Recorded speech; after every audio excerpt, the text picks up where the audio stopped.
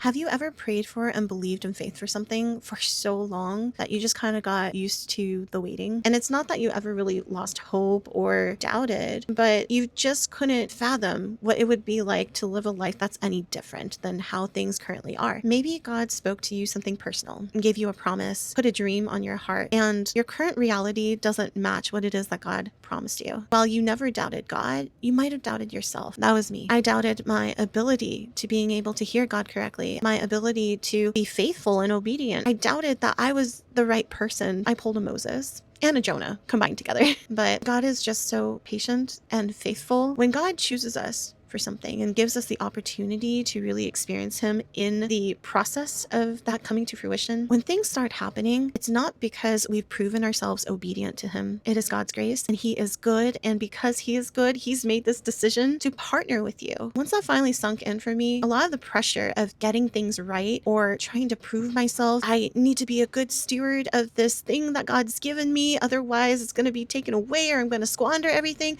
I was just so scared of that. And if that's you, I just want to encourage you with this one reminder. It's the Holy Spirit who does the work in you. All you need is just a willing and humble heart. And even if you don't have that, well, good news. You can just simply persevere in asking for it and it'll be done. I never thought this day would come. Even if it doesn't seem like I'm not jumping off the walls, it's just taking a while for it to all sink in. But one thing is certain. I am just so thankful, not even just for this promise coming to fruition, but just how I've gotten to know God so much more deeply through it. That has been the blessing. And if you asked me like 6 years ago, I would have been entirely focused on the miracle. After all these years of walking with God, persevering, suffering, and waiting in hope and in discouragement and rejections, God has proven himself true to his promises, his character. I got to experience who he was in a tangible way. At some point when you're in that wilderness or cave period with God, there's a turning point where you get so comfortable being there, not because you're settling, but because this is the safest and the most joyful that you've ever felt, to be in the presence of God. One thing that I have been just so afraid of is, God, I don't want to lose sight of you. I don't want to be distracted by all of these amazing blessings. I want to take hold of the main blessing, which is the presence of God. Knowing me, knowing us being human, that's bound to happen. Even when that does happen, the Holy Spirit would help us be quick to return to God. And I know that God's response is always one of grace, of love, of patience, of kindness. He doesn't see us for what we've failed to do, but he takes that